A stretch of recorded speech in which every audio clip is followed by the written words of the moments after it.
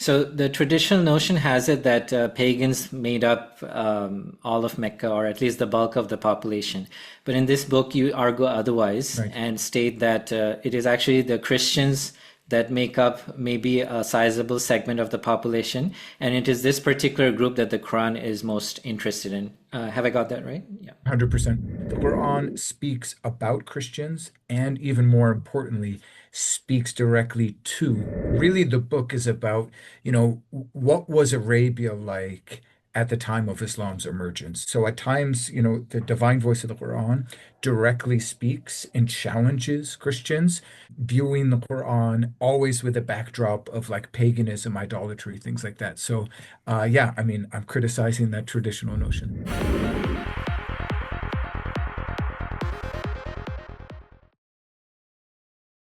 So, hi everybody, welcome to another episode of Book Café Podcast. I'm your host, Omar Nizam, and in today's episode, we will be talking about the book entitled Christianity and the Quran, The Rise of Islam in Christian Arabia.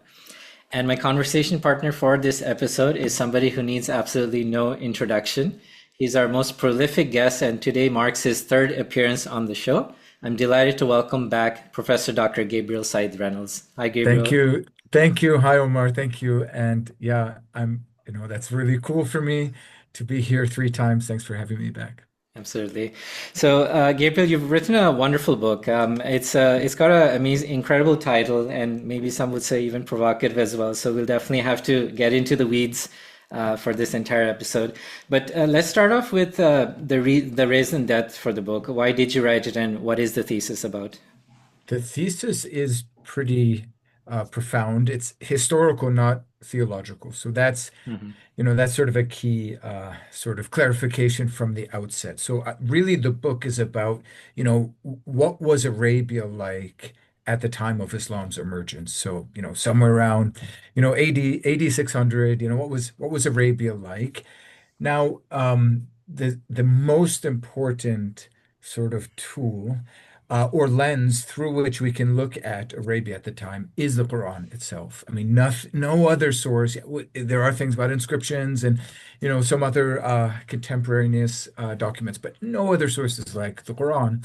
So yeah, I mean that's the principal task that I put before myself in writing this. And why did I write it? I mean, the simple short version is because I think the field, by which I mean, Western, so-called critical Quranic studies, is wrong in viewing the Quran always with a backdrop of like paganism, idolatry, things like that. So, yeah, I mean, I'm criticizing that traditional notion. Hmm. So the traditional notion has it that pagans made up all of Mecca, or at least the bulk of the population. But in this book, you argue otherwise Right. and state that it is actually the Christians that make up maybe a sizable segment of the population, and it is this particular group that the Quran is most interested in. Have I got that right? Yeah. 100%. Yes. Okay. All right. I Okay. could So, speak on and on, but yeah, I'll let you guide the conversation. So yeah, that okay. is the basic contention. Yes. Okay, fine. Okay. So, with regards to Christians in Arabia and vis-a-vis the Hijaz and the Meccan environs, what evidence do we have from the Quran itself that the Quran is pretty much interested in this particular group of people as opposed to, let's say, Jews or pagans? So Right. maybe we could start over Right. there. Yeah. Right. Yeah. Great question. That's the right place to start, I think. And, the most straightforward answer is that the Quran does not only say mention Jesus or mention Christians or speak about maybe some Christian narratives or stories or criticize Christians as though they were a group far away. Like out there in the world, there are these different religious groups. One of them is Christians. They say this or that. The Quran speaks about Christians and, even more importantly, speaks directly to. So at times, the divine voice of the Quran directly speaks and challenges Christians. So, for example, Quran chapter 4, verse 171, it says, "O people of the book, do not go to extremes in your religion."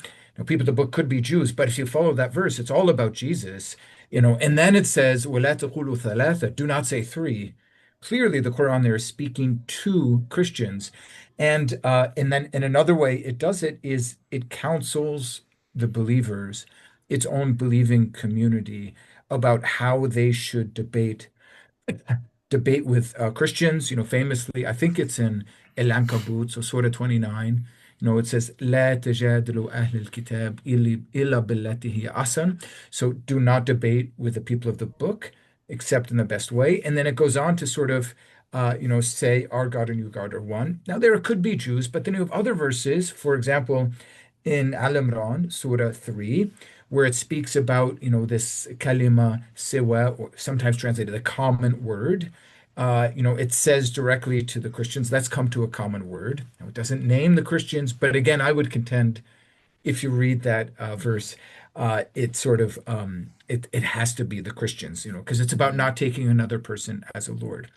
So those are two ways it sort of engages polemically with Christians. And the implication is that there was an open religious marketplace in the context of the Quran.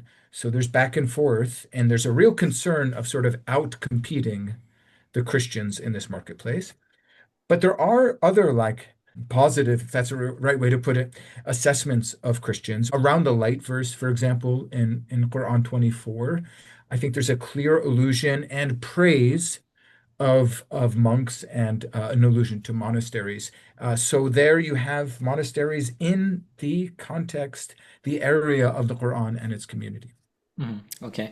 And let's go back to the first chapter of the book. And you put forth two competing theories to explain the reason for the presence of the heavy Christian presence within the Quran. And the first competing theory is that Arabia is the womb of heresies. It's where all the various sectarian groups of Christians from the first century were escaping from what became eventually the Christianized Roman Empire in the fourth century. And so you have numerous groups of Christians, including one particular group called the Jewish Christians, who perhaps made their way up to up to 6th century Arabia, and they were able to thrive there, and then they got unified under the banner of Islam at some point. And then the other competing theory which you've put forth is that it is not actually heterodox or heretical Christians that the Quran is addressing.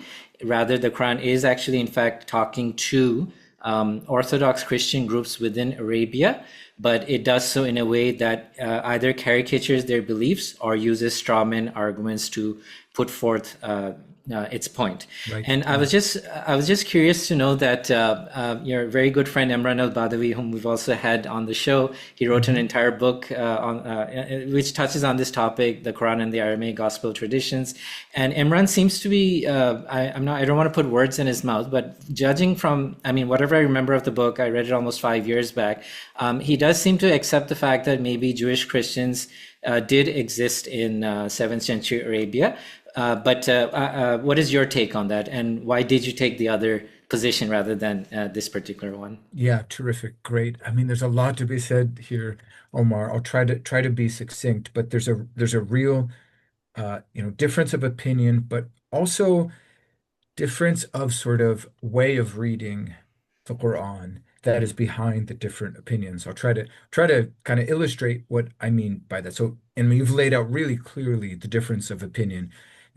Everyone agrees the Quran is engaging with Christians. The Quran obviously does, even if it calls Christians Nasara, which is an unusual term when you look at the words for Christians in languages, including Semitic languages. You wouldn't expect Nasara.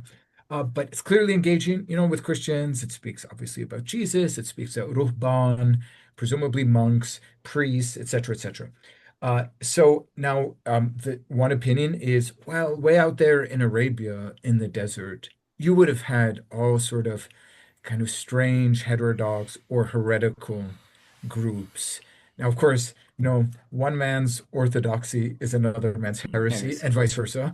So, when we use this term orthodox, it's not really, I think you and I, both of us, it's not really asserting who's sort of right or wrong, but just, you have kind of historically, the central church is the church that agrees on the principal councils, Nicaea, Chalcedon. So, the most well-known is kind of the Byzantine Chalcedonian church as kind of the standard church, right? And the heresies would be something that, most Christians would look at and be like, thumbs down. Hmm. So, in terms of methodology, folks who like to go for the heresies and say that there were heresies around in Arabia, they usually begin with a way of reading the Quran, which asks the question, like, why does the Quran seem to imply something unusual about Jesus or about God when it's talking about Christians? And so there's kind of the possibility of a positive influence or a negative influence. So by positive influence, folks will say, "Oh, why does the Quran teach this or that about Jesus?"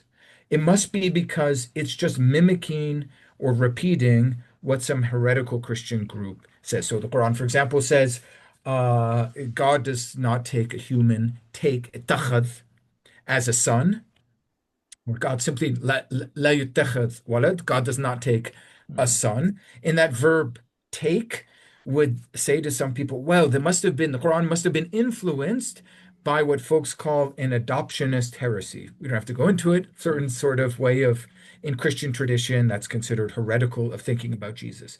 And then there's the negative thing, which is, the Quran is rejecting this or that, assuming it's Christian teaching. Most famously, this would be the idea that the Quran thinks Christians consider Mary, the mother of Jesus, to be part of the Trinity. So this would be Quran chapter 5, verse 116, mostly. So, then these folks would say, oh, look, the Quran thinks that Christians consider Mary part of the Trinity. Muhammad must have met and rejected some sort of Mary worshiping group of Christians. Hmm. So that methodology, the way of reading the Quran, which leads to the sort of hunt for heretics. Heresies. Yeah. Yeah, I mean, it sort of involves a what I would see as a simplistic way of reading the text, namely that the Quran's author is only capable of sort of representing what he's seeing. Mm. Right. So it's just kind of repeating what he sees. Okay. Whereas I'll be really short here, but whereas, Sure. my argument, it's not only in this book, not only in Christianity and the Quran, but in some other works as well, is that the Quran's author is creative, dynamic, shaping, reshaping. And this really lines up with some other work that's been done by Jack Tanus and things, which we could speak about. Mm. But, Yeah. it's really a different way of reading the Quran. Okay, no worries. And we'll just touch upon one more tangential aspect of this Mhm. particular topic, and then we'll move on to something else. And it's just serendipitous that a couple of days back, I was while doing my research for this interview, I came across a lecture, an online lecture, given by Professor Klaus von Stock from the University of Bonn. And Mhm. he basically was, long story short, he was having a discussion with Sidney Griffith, the professor who was doing his dissertation, who's checking his dissertation. Mhm. And Sidney Griffith was adamant that you won't be able to find heretical Christian groups in Yeah, it's Arabia. another point. Yes. Yeah. However, Professor von Stock, I think he didn't give up, and he kind of, it's a very interesting lecture. He Yeah. sort of said that Babai the Great from the 6th century was being very critical of one particular view by Henana, a heterodox Christian, Hmm. in the Hmm. sense that he would Hmm. say that, the Orthodox position is that Christ is God, but then he would also invert it and say that God is Christ. And because the Quran alludes to this particular point as well, Yeah. and so I was just wondering what would be your take on this with regards to the continuing presence of heterodox Christian groups in Arabia around that time. Yeah. Does Terrific. this? Yeah. Okay. Wonderful. Yeah. So I think they're kind of both right, Professor von Stosch and Professor Griffiths, uh, in different ways or on different points.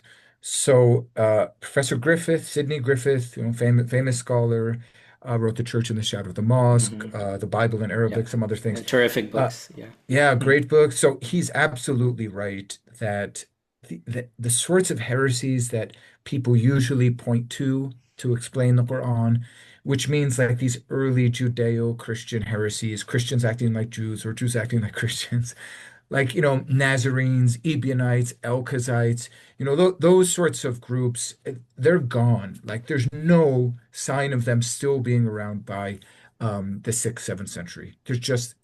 And there's absolutely no sign of them being in Arabia, if by Arabia we mean the Hejaz, basically. So that's absolutely right. It's just far-fetched to think, so what people do is they read a church catalog of heresies, usually the one of Epiphanius, but he's speaking about heresies that existed like second, third, fourth century, basically in Palestine. So like it's just it's bad history to think that they would have been. And people just guess at stuff, Omar. They're just like, well, but in Arabia they would have been hidden, so that's why people don't talk about them. I mean, I guess so, maybe, but it's pure speculation. Hmm. Professor von Stosch, in my opinion, still makes an important point and is right in another sense, or maybe two senses. One is, as Jacques Nous has really beautifully illustrated, when we're speaking about religious folks, there's kind of the official teaching, and then there's what, the average person on the street, in the US, people Hmm. say your average Tom, Dick, or Harry, like Hmm. what they might think. Right. And that could be all over the place, right? So like, if you go to like my Catholic parish here in Indiana and you're trying to see like, oh, what do people think about the Trinity? I mean, if you ask 10 people, who knows what answers you'll get, right? Because they're not educated Hmm. theologians. Yeah. Same could be true with Islam, Judaism, whatever, right? So, 100%. Yeah.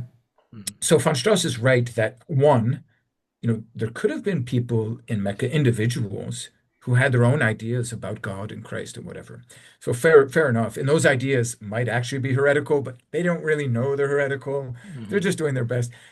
And then there's a second point, which, if you want, we could speak about it. But there were particular debates among the elites, particularly in the two communities that wrote the most in Syriac.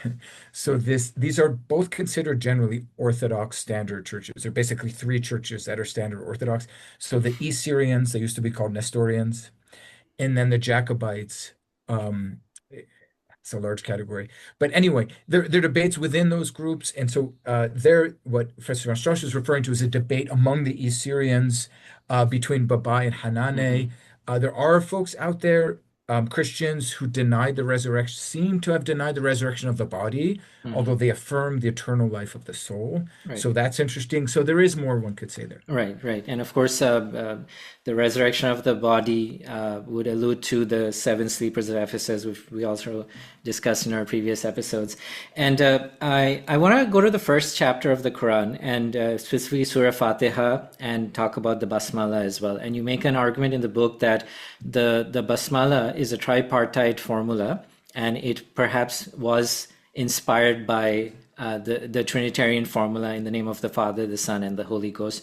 Perhaps we could talk a little bit about this. Tell us Yeah, your thoughts on great. that. Okay, Yeah. terrific. So it's a great opportunity for me, Omar, also just to insist and clarify that.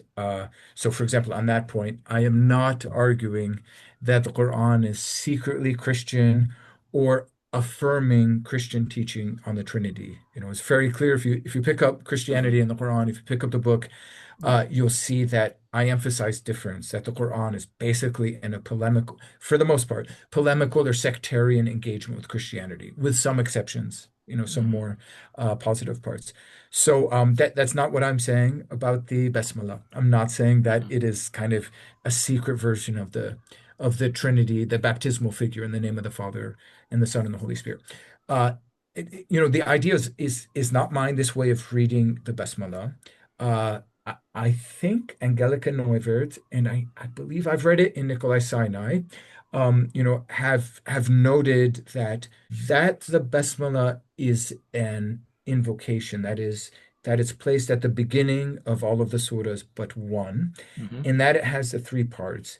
It really does correspond to the way the Trinitarian invocation is used in the name of the Father, etc., Hmm. because that is also used at the beginning of particular Christian texts known as, I think you alluded to this, these baptismal formulas. So, Hmm. you would baptize someone, and because this comes from the end of Matthew. Christ commands the disciples to baptize with this formula. So the baptismal formulas have it as an invocation.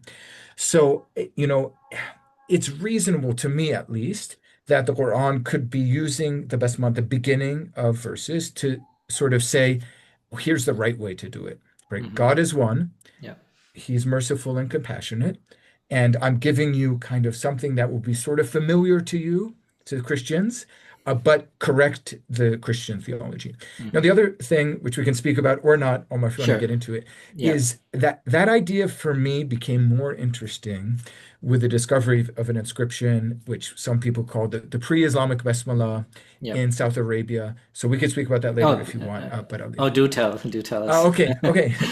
So this goes forward to I think chapter 3 in the book. So one of the recent studies about pre-Islamic Arabic/Arabian inscriptions is with a South Arabian inscription, originally studied by two Yemeni scholars, and then there was an English language study by Ahmed al-Jalad, Hmm. one of his dozens and dozens of publications. And basically, this is an ancient South Arabian, but it's the vocabulary is very close to Arabic. It's written in a South Arabian script, written on a rock. Hmm. In Ahmed Jalad's article, you'll see the image of the inscription itself, and it seems to be very close to the Basmala. Hmm. So it seems to say in the name of Allah, Ar-Rahman, and then it has either a verb or another maybe adjective or like nominal adjective like Ar-Rahim. Um, it gets a little complicated, but what Ahmed says, what Professor Jalad says in that article is um, we know that especially Abraha, the South Arabian leader who was a Christian Hmm. from Ethiopic origins, that he had campaigns into northern Arabia. We don't have evidence of him attacking Mecca historically, Yeah. but he definitely had campaigns into Central Arabia. And Arab monotheists before Islam were split. Folks in the north refer to God basically as Allah. More often we find El-Ilah, but Hmm. something close to Allah.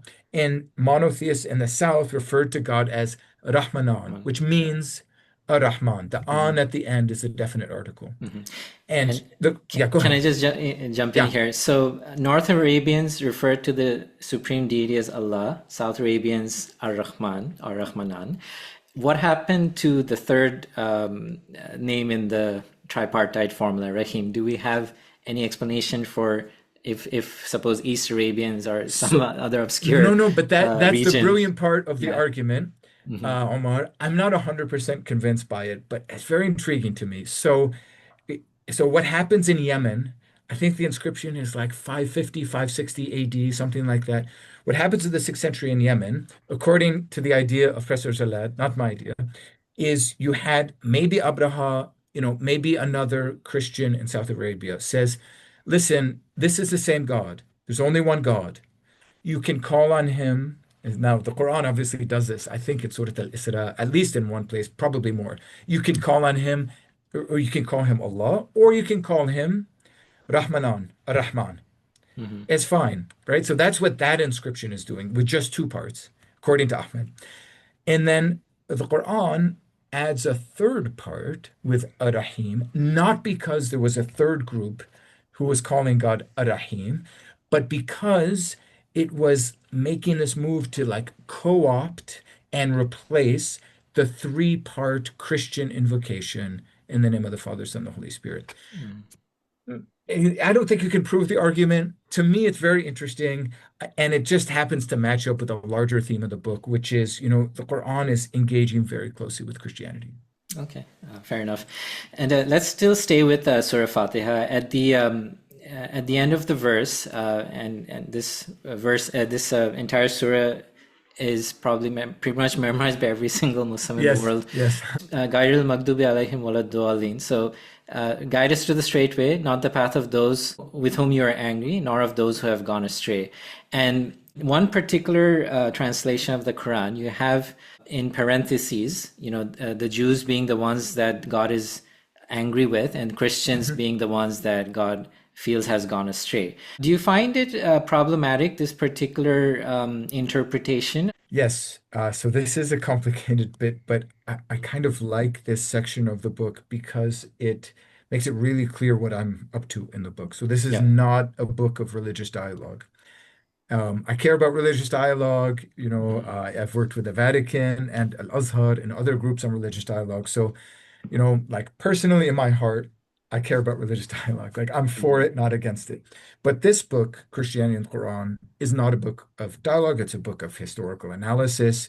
Mhm. So from that perspective, working as a historian, I think it's very likely that this controversial translation of the Quran, which is just drawing on tafsir, like you find this in a lot of the tafsir, that Maghdub alayhim is Mhm. the Right. Jews and Dalin are the Christians. If you look at the verb or the root ghadab in the Quran, very often it's against the Israelites. Mhm. So I mean that's interesting. And then Dal is a little bit less closely associated with Christians, but certainly I think you could say like the problem with Christians, according to the Quran, it's different than the Jews. The problem with the Jews is that they broke their covenant with God, and as a consequence, they're suffering God's anger. With Christians, they didn't really break a covenant. They simply forgot things that, according to the Quran, God told them through the prophet Jesus. And so they're astray. So it's a different bit there. And, to me, in a highly sectarian environment, and I tried to paint the picture of that environment of early Islam, it would make sense that in the Fatiha, possibly written for ritual purposes, for prayer purposes, that would find a place in the Fatiha. Now, just one final thought, Omar, if you don't mind, on that. Sure. Yeah. It it's very awkward for me because the folks who famously use that in their translation, it's the Halali Khan Mhm. translation done Yeah. by I think Halali was a Moroccan scholar, Khan, I think Mhm. Afghani Yeah. originally. Yeah. Very interesting stories. I won't go down that path because one was involved in Germany and all this stuff. But yeah, I mean, they're not like for let's all love, let's value our common humanity, love one another, one human family. Like that was not their vibe at all. And the South, like they sort of were chosen eventually, I think, to replace the Yusuf Ali translation of the Quran because they represented kind of hardline Salafism, all of that. So I'm not actually happy between you and me that my argument corresponds with theirs, but that's it. Mm. Okay, all right, fair enough. Let's stick with the Arabic language, and we've spoken about this a couple of times in our previous episodes. With regards to the Quran being so heavily invested in the Arabic language and self-referential, Mhm. verses to the Arabic language, and you made an interesting claim in the book, which I would like to hear more about. With regards to Christian missionaries, were most likely responsible for the development of the modern Arabic language or the classical Arabic language. So Or the that, script, the or the script. script, I mean. Okay, Yes, so yes. the script. So tell us how that came about. Yeah. Yeah, terrific, terrific. Right. So, again, you know, as with so many things, it's not my idea. I'm building on the Mm. work of Yeah. great scholars. In this case, many people have suggested this, but Jack Tanous and Robert Hoyland both advance this argument. I'm sure there's other. The world of Arabic linguistics is kind of a subset of the whole world of Islamic studies or Middle Eastern studies, and I'm not really in that subset. So Mm. there's probably folks that I'm not aware of who have really worked on this. So yeah, separate questions between language and script. Language, Arabic. If you work with sort of phonology and linguistics, it gets complicated. But even if we don't have ancient written records of the Arabic language, there's good reason to think that, it's a very ancient, like thousands and thousands of years, well beyond the beginning of Islam, well beyond the written records of Arabic. Semitic language family, anyway, let me not go down to all of the details of the language family, although they interest me. Mm. The script is a different question. The script is a relatively modern script. So Mm. Arabic is written, are pre-Islamic records of Arabic. And now we mean documents, right? So not, I don't know, Tabari in the 10th century saying this or that Jahili Arab said something, and here's a line from whether it's a poet or whatever. That's not what we're talking about. I like Mm. actual documentary evidence, which basically means rock inscriptions. So the pre-Islamic rock inscriptions, basically into the year AD 500, Mm. they are not in the Arabic script. They are in Mm. the Arabic language, Right. but they're in various scripts. For the So most part, Sorry, go ahead. Sorry, it's a Paleo-Arabic script. Is that what we're calling it? Or Paleo-Arabic after 500. okay, all right. So before 500, we have about five different scripts, which are sometimes categorized as just Safa'idic, but Right. they can be, there's Thamudic is a famous one, Hismaic is another one. So, and these have to do basically with script. So, Mm, very difficult to read. You have to be trained in them. Read them, even though if you heard it, you might be able to understand the Arabic. There are some Arabic words in Greek texts as well. So mhm, again, not written in the Arabic script from before 500. I'm sure there are other examples out there as well. Okay, in the year 500, basically, it's a nice round number. So around there, around 500, those scripts disappear. All of our inscriptions after 500 are now in, just as you said, Omar, this Paleo-Arabic script, which basically is the Arabic mhm. script that we Yeah. know. It Mhm. develops from what's known as the Nabatean script, Right. which was used principally to write Aramaic Mhm. by the Nabateans, northern Saudi Arabia, southern Jordan today. And then it begins to be used to write Arabic, and it becomes basically, you know, we're not even talking about the dots and things at this point, Mhm. but it becomes more curved over time. So that's a pretty big revolution. Now, why do we have the invention of a script for the Arabic language instead of just carrying on with writing Arabic in other scripts? One reason might be, a hint for the reason might be that it was important to have one script that unified all of these, right? Because we Mhm. had five different scripts. So why would someone come around and be like, we need one script for this language so that all of these language speakers would be able to read a text that we write down? I mean, the Yeah. first answer would be because you had Christian missionaries. This is the answer for so many scripts in the East. Definitely the Cyrillic script, modern Russian, for example, is written in Cyrillic. That comes from the name of a saint, Mhm. Saint Cyril or Kirill, who was one of two Christians who invented that script to translate the Bible into and to preach the gospel. Georgian, I think Armenian as well. All of these scripts are developed by Christian missionaries seeking to preach the gospel. So something else happens around the year 500, which is starting at that point, all of the inscriptions in Arabia are Mhm. monotheistic, Right. which is important by itself, but is also important as a clue for why this new script was created or evolved, because there was suddenly a Christian movement of missions in Arabia. Okay.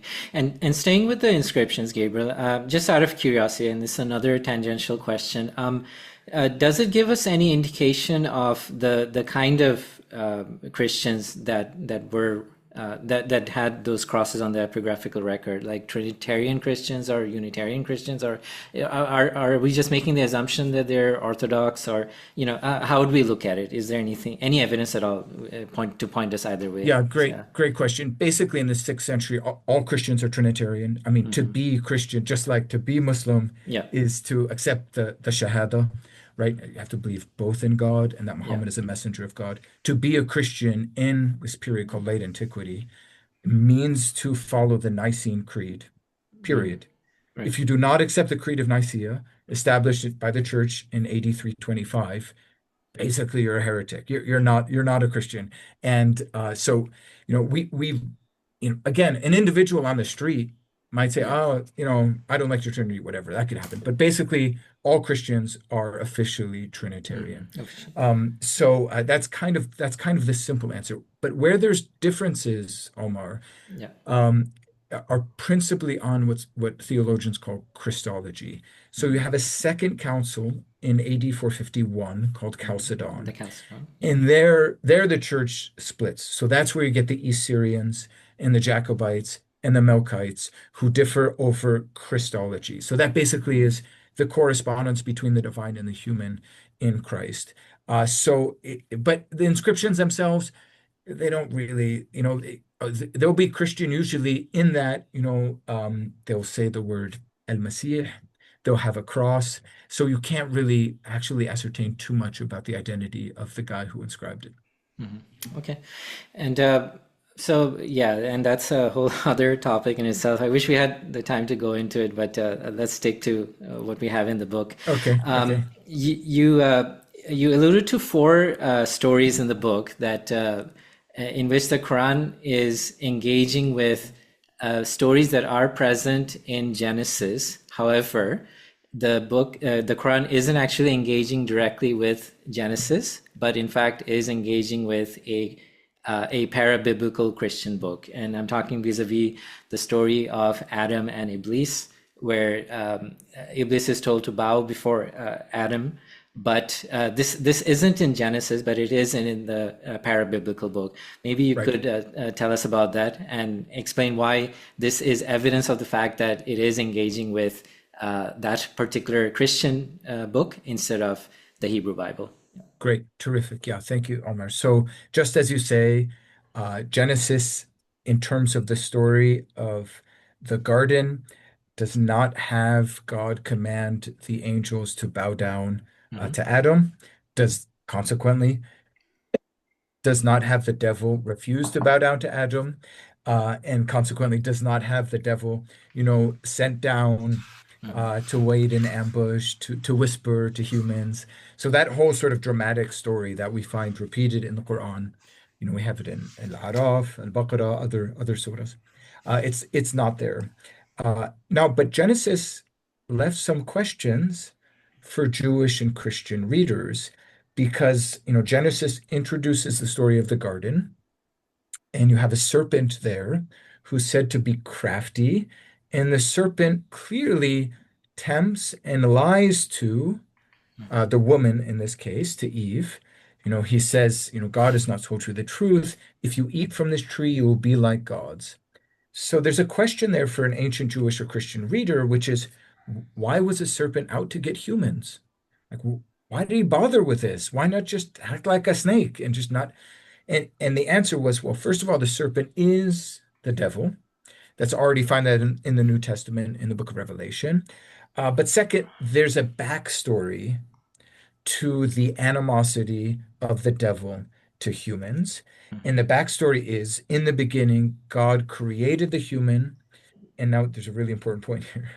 The human was in God's perfect image, right? So Genesis 1:26 does say humans are created in God's image and likeness. So when God created the human, he was a perfect reflection of God's image. And so, consequently, it was reasonable from their perspective to command the angels to bow down before the human because he bears the image of God. So you're bowing down to the divine image, not the fleshly bone and blood and Mhm. skin of a human, right? Yeah. And so they all did, except for one, and just, the Quran reflects this. One of them who's called, for example, in the fourth century Christian text, the Cave of Treasures, he's called the leader of the lesser orders. He refuses to, and he says to God, listen, I am better than him. I'm created from fire, and he's created from dirt. Because in Genesis, Adam is really created from dirt, as in the Quran. Mhm. Now, for Christian tradition, this had a special interest because there's an idea of a typology or a correspondence between Adam, the first man, and Christ. Um, so in part because of the divine image business, right? So Mhm. if Adam is created in God's perfect image, and Christ, from a Christian perspective, is the divine Son of God who has the divine nature, naturally there's a kind of correspondence. You can kind of play with this poetically. So clearly, the Christian authors who tell this story are anticipating the angels' worship of Christ, which is referred to in two different New Testament book that the angels will worship Christ. It's in Philippians chapter 2, and it's in the book of Hebrews somewhere, I forget which chapter. So there's I mean, the larger point. So that's already interesting to help us understand, the Quran's maybe interest in the story, probably because there are Christians around, and the Quran wants to give its own version of this story. But the larger point is, there's this whole backstory, there's this whole world of traditions and texts between the writing of the Bible and, 6, 7 centuries later, the proclamation and writing down of the Quran. And Mhm. it's in that whole world, it's in the in between where we can discover, the world that the Quran itself is engaging with. Indeed. And I wish I had, could ask another tangential question. What is it about the biblical and Quranic stories and the second son always getting the better end of Yeah, the deal? It's like yeah, you have yeah, Esau and Jacob, and totally, Jacob's, yeah. And then if we think of Iblis and Adam as totally. God's, first and second born, to put it in a non-blasphemous way, Adam is getting the better end of the deal. So maybe Yes, there's a theme going through this whole thing, with regards to, absolutely. why it's always the second son. So do you have That's any incredibly ideas? insightful, Omar. It's actually like a favorite theme of people who work in biblical studies. Hmm. There are more examples that you can put forward. Isaac and Ishmael, Cain and Abel. Hmm. Very noticeably, we Right. have this also the two sons of Adam in Quran 5. In Cain and Abel, it's Abel's sacrifice that's accepted, and Cain, the firstborn, that's rejected. And I believe there are traditions of the bowing down before Adam story in which the devil does not say, I was made from fire and he was made from dirt, but instead he says, I was made first. That Mm. could be in the life of Adam Yeah. and Eve. Right. Gary Anderson, I think, has worked on that. So 100% it fits in with that category. Mm. The standard answer of biblical studies scholars is this kind of theme or motif in the Bible allows the biblical authors to speak about God's basically inscrutable election. Don't think that just because in human terms Mm. the firstborn is more honorable or whatever, that God works that way. Because God is God, he can choose the secondborn. Hmm. Indeed. So it's by your works that, I guess, you get elevated. So I suppose Yeah, that yeah. could be the reason. Yeah, yes, although there are complications even to that principle. Yeah, But for as the sure. second, I'm only one of two kids, and as the second kid, I kind of like that idea. So, Well, I'm the firstborn in my family, so I okay. always hated that particular thing. But anyways, I'm just kidding. Okay, so let's move on to another topic within the book. Allat, Al-Uzad, and Manat, the three goddesses of ancient Arabia. Do we find any evidence for them in the epigraphical or archaeological record pertaining to 7th century Arabia? And if not, and what are they doing in the Quran, if they're not within that same, if they're not part of that same milieu? So why have them there? Yes. Yeah. Yeah, great question. So, yes, we do find them in the inscriptions, but only before Mm. 500. Right. They disappear. All the Right. pagan, well, as far as we can tell, the pagans, in my opinion, the pagans themselves disappear. The only Mm. people writing inscriptions are monotheists. There could be some, but they're not doing inscriptions anymore. And certainly in the inscriptions, the pagan gods and goddesses disappear. So it's a great question to ask. Gabriel, like you wrote this book, Christianity and Quran, with this very ambitious argument, but look at, I guess it's sort of the Najm, Quran Hmm. 53. They're mentioned there. Not only that, to me, maybe the critical step to explaining why they're in the Quran has to do with the way we read the Quran. So, to sort of lead into that, it's important to note that long after pagans had disappeared in Europe, for the most part, there's some back these days in 2025. It's kind of cool again to be pagan. That's not important. But in literature, people continue to refer to pagans, pagan traditions. Like even in Shakespeare's plays, pretty sure in King Lear, I'm not very good at Shakespeare. Beowulf is a good example, maybe. I think it's around the 10th century. Hmm. Pagans are gone, but there's lots of pagan stuff in there. The names of the week in English, you know, uh, except, well, I mean, some of them come from Roman paganisms. I'm pretty sure Saturday, Sunday and Monday, sun and the moon. But Wednesday has to do with a Norse god. I'm pretty sure. Hmm. Thursday, I'm pretty sure is Yeah. Thor, the Norse god Thor, right? So they're still there. So, I mean, if you read the Quran as a sort of map or one-to-one correspondence with the people around, the early community, then you would say the reference to those goddesses in Quran 53 proves that there were still pagans. If you read the Quran as this creative literary work analogous to Shakespeare, Hmm. where traditions and names are being integrated into this kind of sorry, it's annoying to use this phrase maybe, but this mise en scène, this theatrical presentation, which has, the heroic prophet faced with, this kind of literary presentation of unbelievers who are really bad. They're basically like polytheists. Uh, then you can begin to see how there might not have been worshippers of Alat, Manat, and Uzza, Hmm. but that they would still find their way into the Quran. Okay. And just another tangential question, Gabriel. With regards to the city of Taif, which is very close to Mecca, about Yes. 75 kilometers, but we've not had any digging done in Mecca itself. And I mean, if we were to kind of get access to the archaeological record from Mecca and Medina and all these other holy places, can we be confident that we should be able to find more evidence of monotheists post 500 AD? And if we do, what can we expect to find there? What would be your take on that? Yeah. Yes. So yes, is my answer. I would be confident. We already have some signs Yeah. which give us new reason for confidence actually in Ta'if itself. There's an inscription recently studied by Ahmed Jalad and also Haytham Sidki, Hmm. which is connected to a figure that's named in the Sirah. They argue that the inscription, which is monotheistic, is at a period before this figure, and it's Ammar, but I'm probably going to get it wrong, converted to Islam. Hmm. And so and he's called a Rahib. I think the father is called a Rahib in the tradition, originally from Medina, but the inscription is in Ta'if.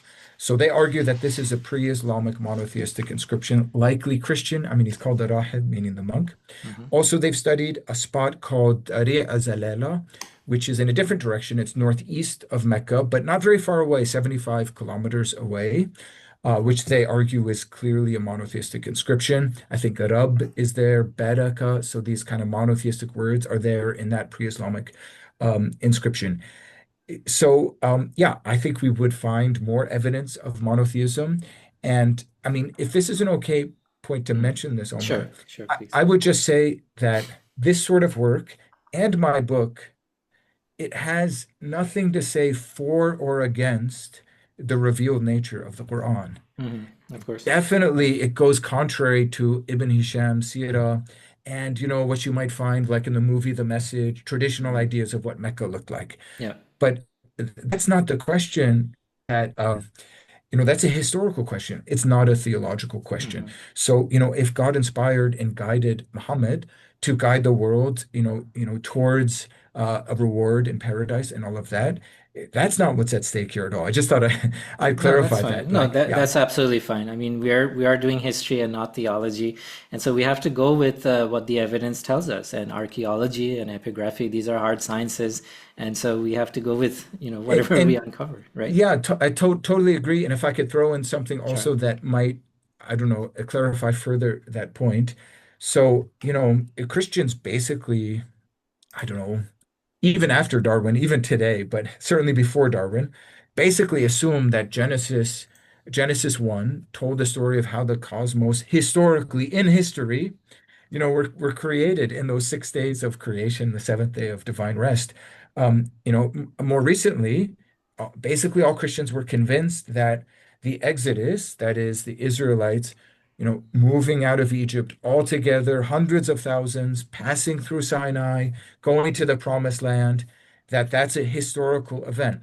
Now, there's lots of different ideas about what actually happened, but most good Old Testament scholars would say there's not much evidence historically for the Exodus. So what does a Jew or a Christian then do?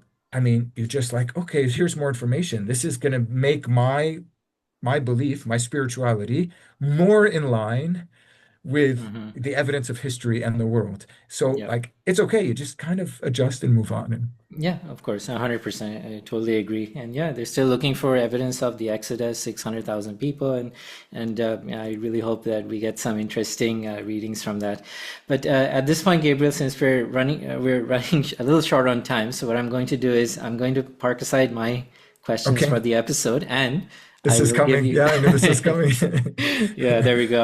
Our Yeah, everybody wanted to send in their questions when they knew we were doing this. So the first surprise guest question that we have is from somebody whom you know very well, one of your very good friends, Professor Dr. Emran El-Badawi.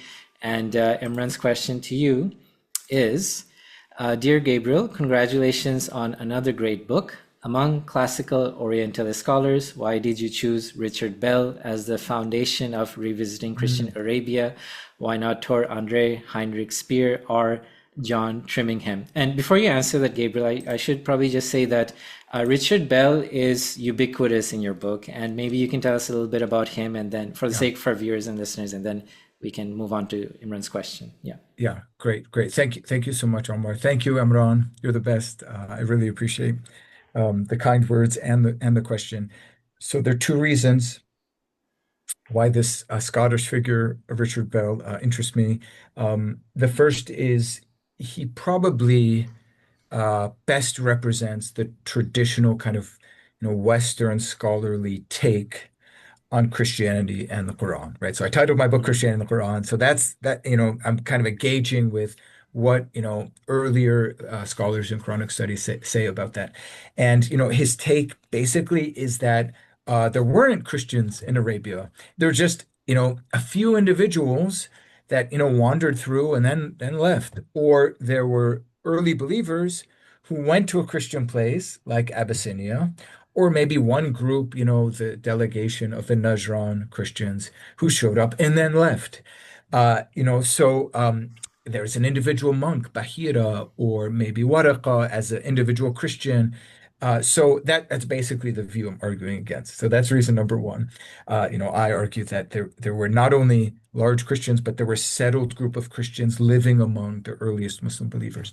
The second point is he's interesting to me because he, as a Protestant, represents a certain view, which is that the Quran sort of suffers from a lack of engagement with sort of, he would probably say something like authentic, apostolic, I could explain that term, but like original, authentic Christians. And, he seems to suggest that if Muhammad or the early companions had met those kind of Christians, then things would have been different, but they weren't around. So on that point, my argument is the Quran does know kind of standard Orthodox Christians in that the text itself is very creative and engaging polemically with them. So both in terms of our historical take and our way of reading the Quran, we differ. So he was a good person to cross swords with or to get into the ring with and throw some punches. Okay. All right. Oh, I forgot to ask you one really important question. Paul of Tarsus has no mention in the Quran. However, you've made a very strong case in the book about his terms of phrases being used by the Quran in his polemical Yes. views. Maybe you can just very quickly tell us a little bit Yeah. about that? Yeah. Yeah, it's very, very important to me that we find certain phrases in the Mm-hmm. Quran. It's sort of, lamhat al-basar, the day of judgment coming as like one just, quickly glances. It's very close to a statement of Paul. Another one has to do with heaven being like what no seeing can imagine or hearing can hear, very close to a famous statement of Paul. So I'm not saying that the Quran is copying or quoting Paul, but that the Quran is not interested in Paul as a Yeah. holy figure, and the Quran still has these sort of Terms of phrases. Pauline Yeah. statements, probably shows that these were the kind of statements that were in the air in its context because Christians Mm-hmm. themselves, back and forth would say these kinds of things because their brains are filled with biblical stuff. And so they get in the air. It was kind of in the common speech, like, I don't know, in whatever Mm-hmm. city you're in, people talk about this or that, maybe the local basketball team or whatever. Yeah. So to me, that's a sign that gives evidence for the presence of Christians. Mm-hmm. Okay. All right. So let's move on to our second guest question. And This one comes from somebody else that you know very well, Dr. Javati Hashmi, and his question is, Dear Professor Reynolds, while I thoroughly enjoyed your monograph and find your overarching thesis to be largely compelling, especially based on the Quranic evidence, how do you factor in the absence of Christians in the so-called Constitution of Medina? So, a good one. Yeah, terrific question. Thank you, Javad. Yeah, I mean, very grateful that you took a look at the book, and you always have that magical combination of encouragement, but also kind of precise questioning. So yeah, I mean, the Constitution of Medina is not in the Quran. It appears in the early Sirah literature, so biography of the Prophet. Constitution, is a later, I think Sahifa is the word, the document of Medina. Later on in modern literature, people call it Constitution. That's actually really interesting, Omar. That Yeah. it's a side question, like Hmm. how to become referred to as Constitution. Hmm. Uh, in Arabic, it would say Dustur, like how to become the Dastur. Yeah, so I am among the Constitution of Medina skeptics. People always say to me, how can they possibly be skeptical? Even Patricia Corona said, I think she said the Constitution of Medina is like the one standing stone in a field of rubble or something like that. The one thing we cannot doubt. Yeah, I do doubt it. I think that it's part of the construction of the early Ashab Sira of the city of Yathrib, Medina, building on certain references Hmm. in especially Surah Al-Baqarah, but some other surahs as well, which are very critical of the Israelites and principally want to portray them as a people who break their covenants. It was extremely useful for Ibn Ishaq and Ibn Hisham and others to start with an agreement. They signed on to this. They were going to be partners with Muhammad and his community. And consequently, then what happens after Badr and Uhud, etc., Hmm. shows that they were unfaithful to this original agreement. They were going to be one ummah. Therefore, it explains something about, Muhammad's experience with them and maybe justifies a certain way of telling the story of the Prophet. Okay, all right.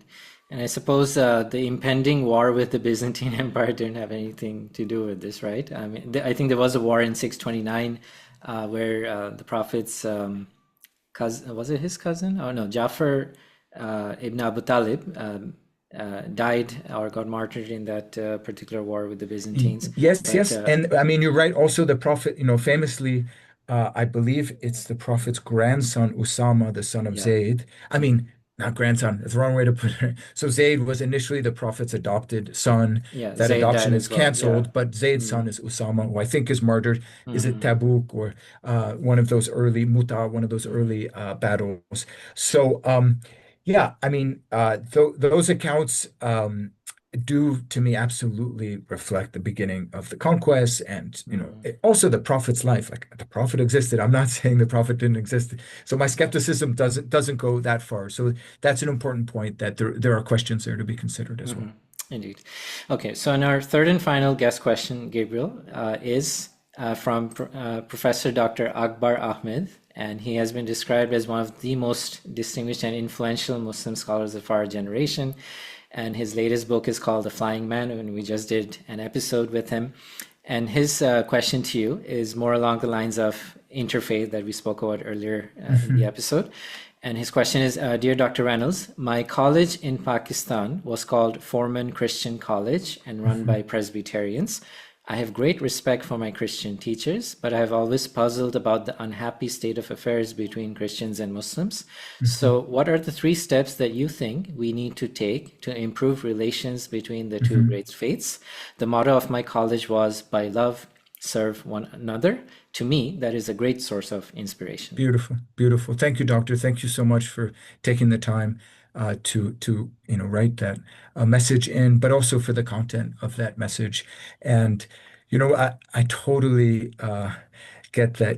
We're living in a world and books have an impact, and so there is a sort of contemplation and prudence one needs to do history, be responsible, as a scholar, but also be attentive to our common humanity. recently Pope Francis and Ahmed of Al-Azhar signed this Mhm. document on human fraternity. And, absolutely that, for Muslims and Christians in particular, but really for everyone, there's a dignity in every human person. We're fundamentally the same. Mhm. So we need to recognize each other's dignity. And Muslims and Christians have a higher calling because we believe in a God who is merciful, Mhm. and, calls us to show that mercy to others. I mean, I'll just say one if it's okay, Omar, Sure. and not Yeah. three. So Mhm. for me, a real step that would have a concrete impact on mutual understanding, and mutual fraternity and love is to study the other's scripture. So more Christians studying the Quran, not for the purpose of evangelism or for the purpose of refuting the Quran, but for appreciating their Muslim brothers and sisters and learning from them. And more Muslims studying the Bible. I mean, in the Protestant tradition, it would be principally the Bible. Mhm. In the Catholic tradition, which I'm a Catholic, also learning about the history of the church without just seeking to show, I don't know, how it went astray, how Paul and Constantine ruined everything. Just do the scholarship, read good biblical scholarship and early church scholarship. And when we have that foundation, which is not polemical, but more scholarly, then we have a place to stand and to speak Mhm. and to understand one another. Okay, fabulous, fabulous. That's really wonderfully said. And I think that's a great point on which to end this episode. So, for our viewers and listeners who have been with us all this time, thank you very much for staying till the end. The book, once again, is Christianity and the Quran, The Rise of Islam in Christian Arabia by Professor Dr. Gabriel Said Reynolds. Please go out and get the book. It's a fabulous book. I will have a link to it in the description as well. So if anybody wants to purchase from Amazon, it would be great. It would help us out here at the show. It would help Professor Reynolds as well. The more, the merrier. Gabriel Said Reynolds, thank you so much, my dear sir. It's been a pleasure. It's always great to have you back on the show. And all the best with this particular book. And by the way, do you have any new books coming out or new projects that you're working on that we can talk about? I do, but I'm going to save the news. I have a book that just handed over to the publisher. But Oh, wow. yeah, Okay. we'll chat about it, Omar, me and you, Okay. maybe Awesome. maybe Okay. later. Yeah. Thank you Thank you, so Omar. much. Thank you Thank very you. much. Thank you. It's been wonderful. Okay. Take care. Bye-bye.